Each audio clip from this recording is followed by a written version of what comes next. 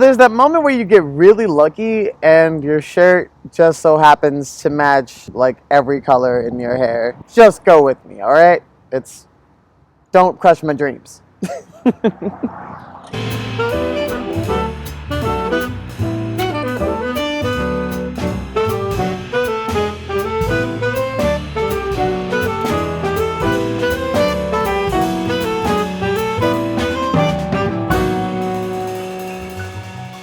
Hello everyone, and welcome to the next episode of Tea Time, where we sip tea and have a talk about things that are going on in the world today and why they're important to discuss. We're going to get into this next video. Let's take a look.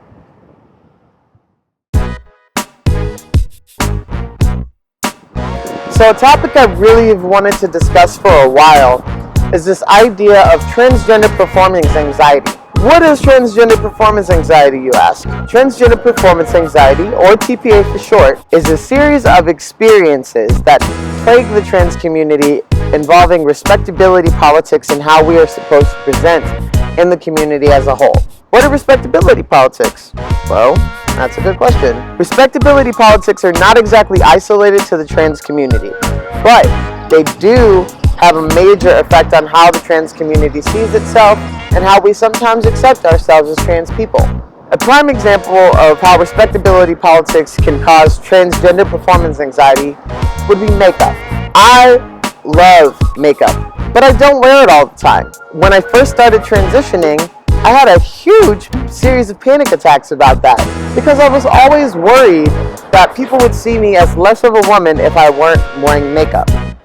Starting to make sense? There's also the idea of transmasculine or non-binary people not actually subscribing to any type of gender expression whatsoever, to wear things that are considered to be on one side or the other side of this very seemingly black and white gender spectrum. Newsflash, folks, gender spectrum means that there are things in between it, so we have to consider all types of expressions that may exist. So why is TPA a problem? One of the first things I could think of is that TPA is something that is created by a society that isn't exactly geared to accept trans people to begin with. Even if the trans person presents in a way that is acceptable to society, they are still being boxed in a way that doesn't allow them to branch outside of that. The type of things I heard went something like this when I was originally transitioning.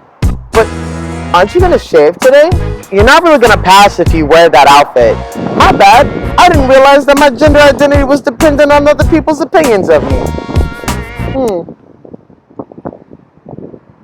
This tea is really good, y'all. Seeing as I can only speak from my own experience, I decided to ask around and see how respectability politics might play a negative role in some of the people's lives that I know personally.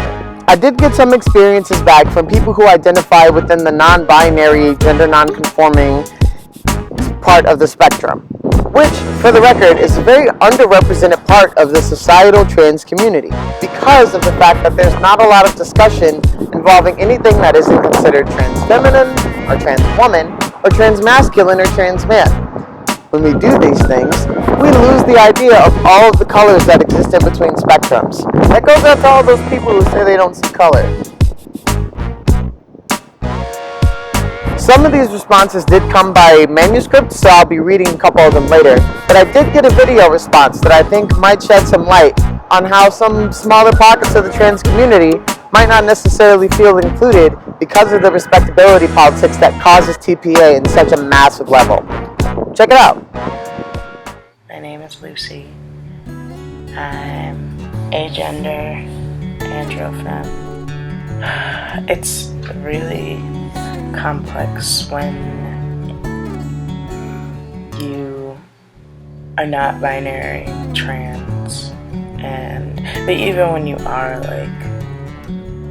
there's so many things that people expect you to be because it's so hard for them to imagine you outside of the boxes that they've been given, and that's kind of what it boils down to. Like when I say I'm femme, people assume certain things, and it's not even like when I say I'm femme, it's like when I have my nails done, or when I have braids in my hair, or when I wear a dress or whatever, and it's like, God, I can still be a boy in a dress. Like, it hurts when people do that because it makes me feel like I can't be myself. Like, to be honest, I feel like I don't think about my gender enough.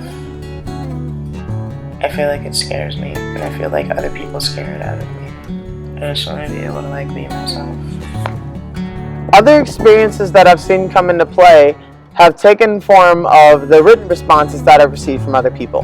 An anonymous person sent something to me that states, "I really dislike how everything is gendered. I would like to think that I reject the significance that we place on gender because gender norms are exceptionally subjective." What does that mean, y'all? It means that the idea of something being just for a boy, or the idea of something being just for a girl, or the idea that there is just boy and just girl in the world is a mess, and it's something that we really need to unpack and remove quickly. Here's what another person had to say about how TPA is affecting their lives currently, and how respectability politics has a really big role to play in that. "I've tried to adjust my narrative to fit into frameworks that someone else will understand, trying to make my life fit into answers for cisgender people's questions.